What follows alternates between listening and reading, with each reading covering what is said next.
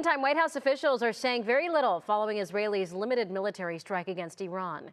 As we await more details about the effectiveness of the strike and the damage it caused, the White House is emphasizing that the United States was not involved in this. NBC's Alice Barr has the latest now from the White House. Israel's anticipated counterstrike against Iran has landed. And at this point, what a source familiar described as a, quote, limited strike inside of Iran does not appear to be rapidly escalating the conflict. Iran activated its air defenses and is now downplaying the strike that Iranian media reports targeted a military base near a nuclear site that officials say was not hit. U.S. Secretary of State Antony Blinken responding from the G7 meeting of world leaders.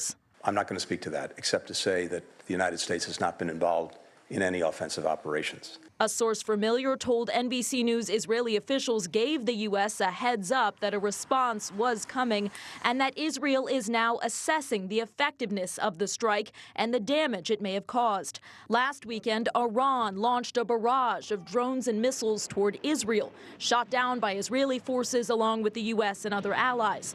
That unprecedented and unsuccessful assault came in response to an Israeli attack on Iran's embassy compound in Syria.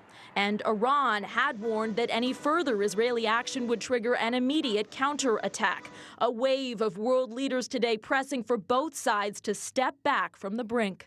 We have been very, very clear from here, from the beginning, that we do not want to see this conflict escalate. All of this ongoing as the U.S. House is preparing to vote on Saturday on new military aid for Israel, as well as Ukraine and Taiwan in separate packages. The Ukraine aid putting House Speaker Mike Johnson's job at risk from far-right members of his own party.